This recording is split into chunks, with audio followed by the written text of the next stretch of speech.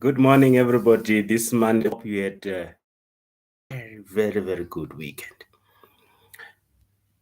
And over the weekend, I just thought of how my life has panned out. I remember early on in school at primary, there was Joyce Dube. She was super brilliant in most of the subjects.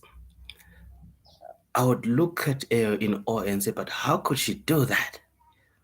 Can she really do that?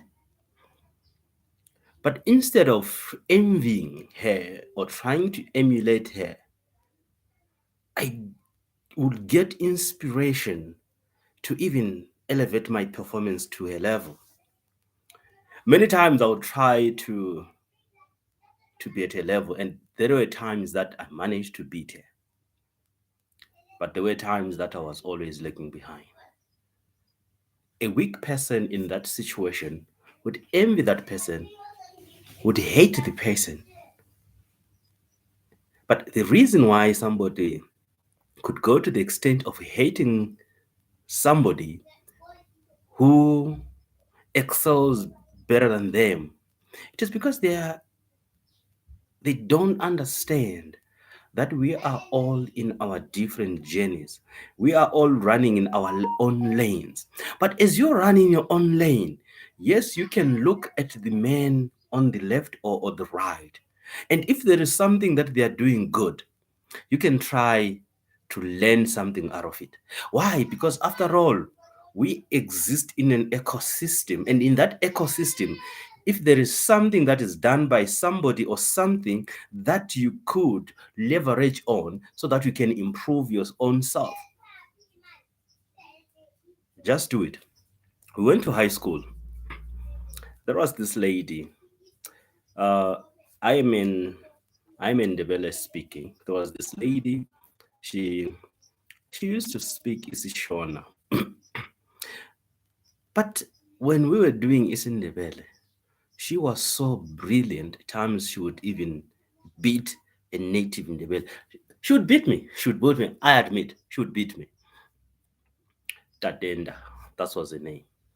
And then came along Mr. Tsepo Ramaselwana. Tsepo Ramaselwana. He also beat me. He also beat me in Isindebele. Imagine somebody, Tsepo Ramaselwana, I think you already know that he's a Tswana speaking person. But he still beat me. One thing that remained with all those people that were better than me, I was friends with them. I was friends with them. Why? Because I understood that they were better than me in a specific subject, but not entirely better than me as a human being, not entirely better than me in everything. So, some of the things that they did well, I acknowledge their brilliance and proficiency. For the things that I did well, similarly, they acknowledged my brilliance. So, that healthy computation I've always hated in my life. And then I went to just a stage before tertiary. Namagugu Dube Sbindi. She did the same thing. She was so super brilliant. She was this lefty-handed uh, tiny little girl, and she would solve some mathematical problems that you never thought they could be solved. You would think probably she was a daughter of Pythagoras. She was so brilliant in mathematics with her left hand, and whilst you are still scratching your head trying to think probably how to solve this mathematical equation, boom, she solved it. But what did I do as well? We were friends. I learned a lot from her. But there were areas, because anyone is bound to have a weakness. And there were areas that she would learn from me. I've noticed this even in sports over the years.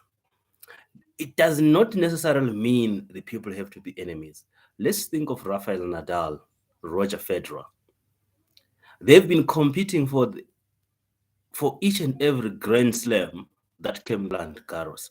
And similarly, Rafael Nadal probably might have accepted that Wimbledon was Roger Federer's So it is not a matter of trying to emulate them, but you get inspiration. They inspired each other. In that inspiration, they elevated each other to heights that they never envisaged at the beginning of their journey. So now look around yourself.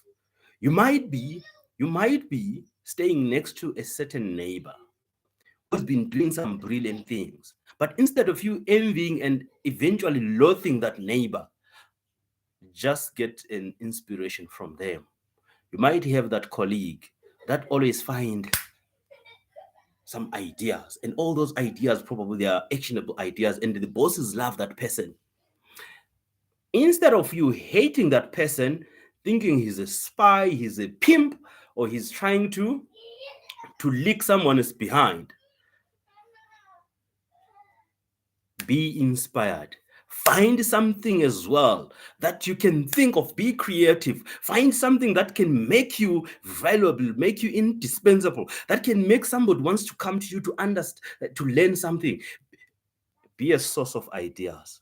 Come up with ideas, brilliant ideas, and see whether people are not going to action your ideas. Because if you don't do that, you will be Cain. You know what Cain did? When they offered an offering to God, he decided to offer a very inferior offering, and God did not like it. But Abel's offering was accepted. Having accepted Abel's offering, Cain decides to hate on Abel and he kills him. Why? Because he did not understand also that they were running on different paths. But if he had seen the inspiration in Abel's offering to God and also tried to do something that was pleasing to God, wasn't he going to be accepted? He was. So you will be accepted. You will be if you try to leverage on somebody's performance to inspire yourself. There are things that other people do so good that could inspire us, but don't copy it. Because the mistake in copying somebody, you are not going to be as good as that person. But if you find inspiration in something and you do something that speaks to your specific skills and capabilities, you are going to be super good in that area. Don't copy him, because once you copy him, you become a copycat, and there is no copycat that has ever beaten the master. So for you to excel in your field, focus on your field, run your own lane. We run parallel races. Run your lane at your own pace, and eventually you'll get to your destination. And when you get to your destination, you won't get to your destination exhausted, because you are running your own journey, you are walking your own journey, and you got inspired by those that are running their own race, those that are going on their own journey. Just get some inspiration from them.